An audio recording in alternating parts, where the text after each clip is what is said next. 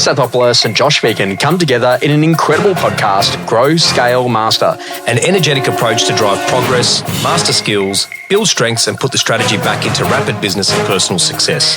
Backed by real-world experience in rapid scaling to playing the long-term game of business, it's the story of all the lessons learned on the journey to mastery. Be inspired, renew your energy and chase the future with Grow, Scale, Master. Con, today is all about planning for performance. Yes. This is probably one of the favourite topics for people because I actually think that in every business, believe it or not, I like 2 planning cycles.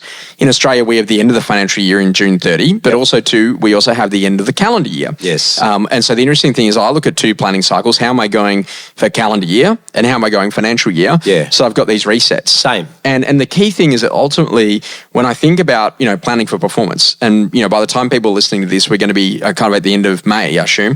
And off the back of that, we're going to be starting to think about how our June 30 plans and what we're going to be doing for July. And I really want to stop that phone call of the person who rings me on the 28th of June going, Joshy, I'm 20 grand off budget and hitting bonus dollars. What do I do? And I'm like, work harder earlier. Yeah. And so this is interesting. So today, I'm going to run through a couple of things and start to get you to think about if you're doing a bit of a planning session on performance and how you can improve it. Yep. Here are some ways to think about it. Number one, what do you want? Yes. This is important. 2 concepts, layered and exponential growth. Yes. Layered growth, I'm at 20 transactions. How do I get to 22? Yes. I'll get a bus. I'll get an extra DL out. Yeah. I'll get in at 8:15. So, okay, great. Next one, exponential. Okay, great. If I'm going to go from 20 to 200, everything breaks. Yeah. How do I do 200? Geez, that's 20 transactions a month. How would I do that? Well, geez, I'm going to need to have someone else who can do open homes. I'm going to need 2 people who can do open homes. I'm going to need 3 people in my team that can open homes. I'm going to need an operations person. Geez, which markets would I be in? How would I keep my days on market short? Geez, I'd have to go auction. Geez, I'd have to do vendor paid marketing. Geez, I need to do videos and everything. Geez, I'd really need to have a great operations person. And this is the interesting thing is that when you plan for layered growth, it's little tweaks. When you plan for exponential growth, it forces you to reimagine. Mm-hmm. That's the important part of the planning cycle, right? To understand, do you have all of the systems and the foundations in place? And are you ready now for exponential growth by changing your thinking? I think it comes back to the first thing you said is, what do you want? So this is the interesting thing is that sometimes, business is not about the money. No. Business is about how many customers can I serve. Sometimes it's the quest that you're going on. Correct. But sometimes it's just about, how can I just be a better human and help more people? That's exactly right. I mean, we've got an agent in our business that donates 100% of their commissions to charity. Yeah. What do they want? They want to be able to do that every year on the year without fail. So for them, could they exponentially or even have layered growth? Absolutely. But I think the clarity first around, particularly when it comes to planning for performance, it's all about what is it that you want. Right? So that whole thing is that do I want safety and security? Do I want some risk and challenge? Yeah. Do I want risk and reward? Yeah. So where am I at in my stage of life? Where am I at given the life events that have gone on? Yep. How am I feeling about the future? Yep. What things are competing for my time? Yeah. What are the things where I want to invest my time and my energy? And, don't be too weird about that. I think The Matrix is a good movie. And off the back of that, blue pill, red pill. Yeah. They say, do you want to be in the same house you're in forever? So you just ask yourself some of those questions. The next one I go to is that then what are your strengths that you've got that you should leverage? So Con, give me 3 strengths that you've got personally that you should leverage. Me? Yeah. Oh, wow. I got great relationships, got a great reputation, and I got some really good skill set around, real estate agency business. Okay, great. And what are some strengths that you need to develop?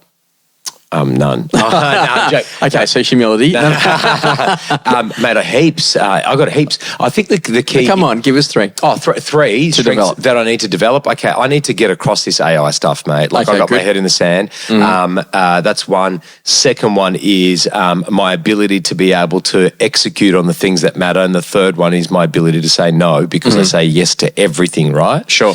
But what I actually think here when it comes to this, when you're planning for performance... Yeah. It's really hard sometimes to know your blind spots. Sure. So who's coaching you? Who's mentoring you? Who's keeping you accountable to yourself, to your plan, right? And I think the key thing here is if you've got strengths to develop and you got strengths that you need to be able to leverage, it actually requires a lot of deep self-work. And I'm not talking about going away to, somewhere where you can meditate for 10 days and don't speak. Right. I'm talking about when was the last time you removed yourself from yourself and actually looked at it and said, what worked really, really well this year, and where do I need to actually focus my attention or develop strengths? Sure. So, there's activities like SWOT or DOS, so strengths, weakness, correct. opportunities and threats, or dangerous opportunities and strengths, whichever method you like. But the basic idea is that, there's too many people chasing random things when they should just go and stay focused on the thing that really matters, which is the strength that you could be. And it could be past clients or past market appraisals. Yeah. It's like, I open up against you, and I'm going to go and open Phegan Real Estate across the road. Yes. I've got the domain name. We're not going to be friends anymore. Now, Podcast over. Now we're there. Yeah. What I want you to think about, who's going to win in Parramatta? Yeah. Now, arguably, you should win every day of the week. Depth of talent, amount of past clients, number of transactional data, things that you've actually done, quality of marketing. However, if all of a sudden you and I are just competing doing an open home, then I'm half a chance. Yeah. And so from that point of view, if you don't leverage, though, your past clients, your existing landlord network, the existing knowledge that you've got, the quality and expertise of the people in your team, then we're on the same playing field. Mate, so here's the thing. How do you think we got our start in Parramatta? We didn't have the assets in inverted commas, i.e. big rent roll, longevity, owned our own buildings. We didn't have everything that everyone else had. Sure. What we did is we leveraged and exploited the gaps in all of those markets because we had a plan that wasn't playing the same game as everyone else. Sure. That's the threat. So the threat is in anyone's market that someone comes in and changes the game. Sure. And by the time you've realised how they're playing the game, it's too late. They've mastered it. So one of the things, Turn the Ship Around, I think, was a fantastic read. And in it, one of the conversations was that, start with intent. Yeah. So the intent is what's in our world, the language that we tend to use is what's the mission. So is it, for example, it's 30 sales. Yep. Okay, great. In order to make 30 sales, I need to list 40. In order to list 40, I probably need to go to 60 listing presentations. In order to do that, I probably need to do 240 market appraisals. So that's intent. Now, in order to do that, organisational clarity, how am I going to go about doing that? So I'm going to need to have an EA or an ops person inside of my team. I'm going to need to add an extra salesperson to my team if I'm going to go to 70, 80, 100 transactions. And so the intent will then force organisational clarity of what am I going to need. And then once I've got the people in play or the systems in play, how to ensure that I've developed technical competence.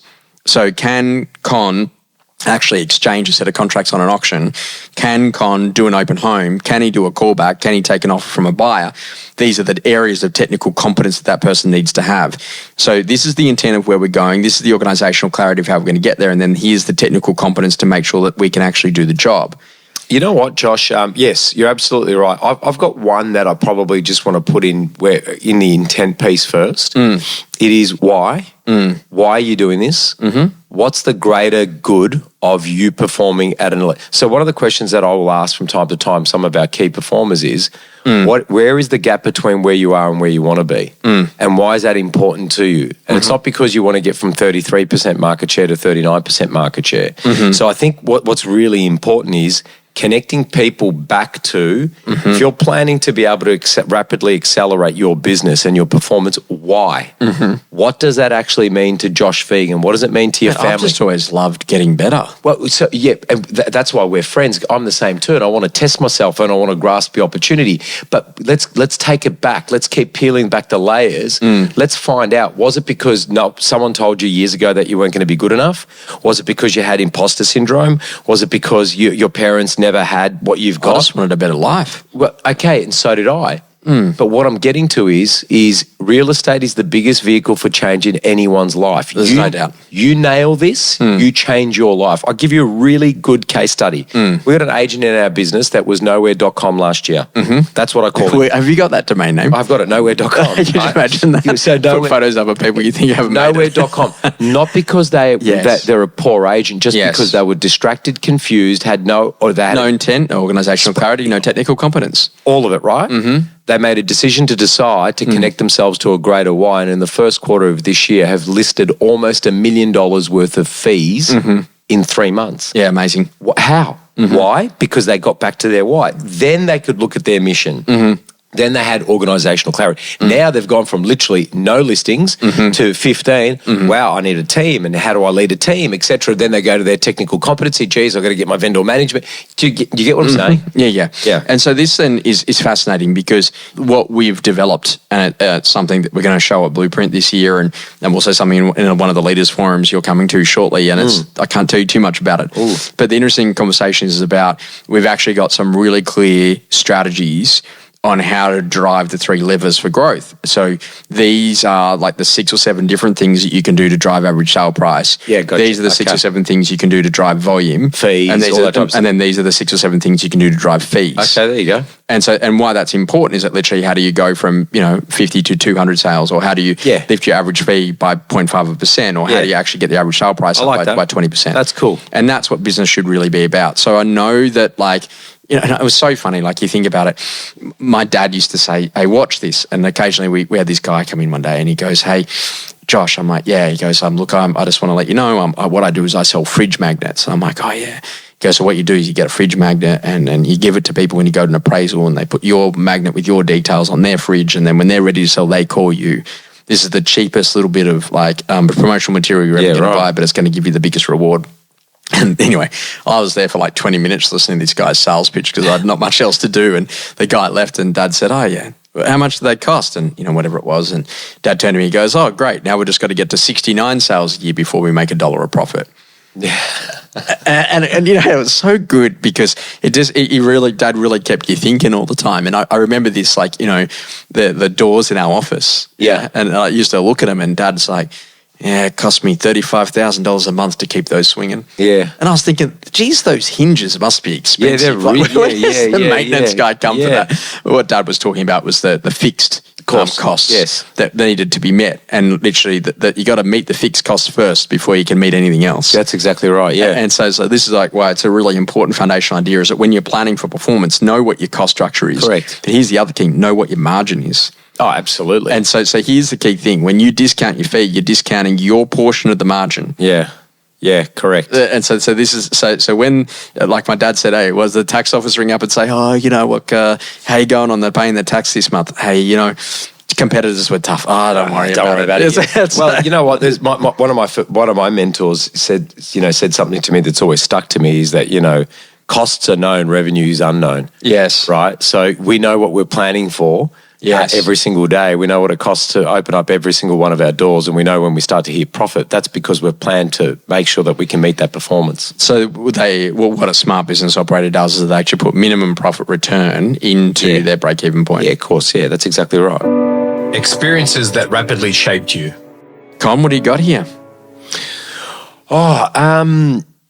Sometimes the gap between where you want to be and where you are isn't as big as what you think it is. Oh, yeah. Right? So I spoke about that earlier, about that agent in our business, but I'm kind of looking at our business and I'm like, Matt, we've had some exponential growth over the last 4 years, right? We've had strong double-digit growth year on year on year. What would it take to double the business in the next 12 months? So I've done a waterfall. Oh, yeah. So where do we land, right, this year? Yeah. X amount of revenue. And then I've got, okay, if I double that, so let's go from 1 to 2 million. Yeah. What are the 3 or 4 things that I can control and measure daily, weekly, monthly, quarterly, biannually and annually that are going to help me get there? So productivity per agent, one. And what does that work out to be? And there's a stream underneath that. Effective one-on-ones, building teams, stock management, stock in, stock out, yada, yada. 2, mergers and acquisitions. Yeah. 3, recruitment. Yeah. And so what was really interesting is the gap between where I am and where I want to be, which is double, isn't as big as what I think it is. It's pretty cool. Something that's changing your view. We hear a lot about the industry talking about buyer work. What I'm saying a lot in the sessions at the moment is that a lot of people probably believe that buyer work is related to marketing. So I'm going to respond to a buyer inquiry and it comes through on domain. I'm then going to be in a position that I'm going to call a buyer back after they come to an open house. Yes. As opposed to then also thinking about buyer work being about relationships. And what great agencies are now doing is they're adding a checklist at the point of listing. What other campaigns have we done in the last 12 months where a similar buyer would have walked through? Yeah.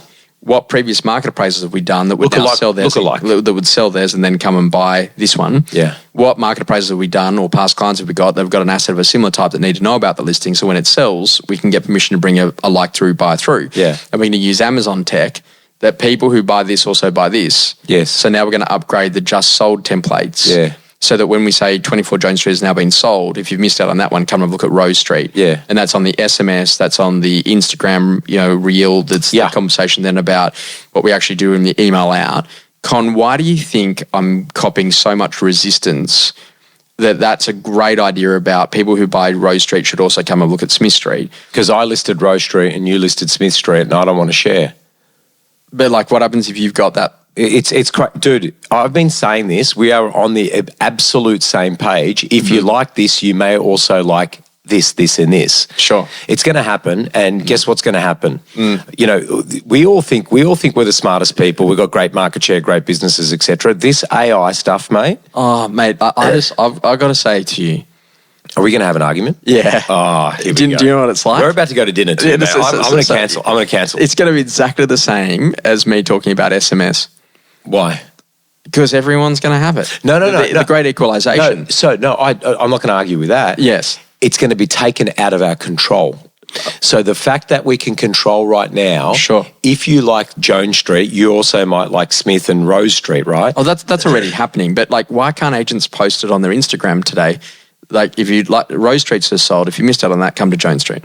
Why do you think? I don't know. It's because if they haven't listed Rose Street, they don't want to be promoted. But what happens if they've listed both? If they've listed both, well, then they're silly. They should be doing that. But that's a checklist. That's a check. Well, it's a process, mate. So mindsets are important. Well, I thought we were going to have our first fight. No, never.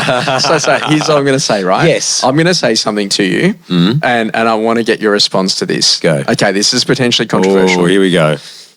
I'm not here to take part. I'm here to take over. Yeah. Yes, you are. No. Now, let's think about that.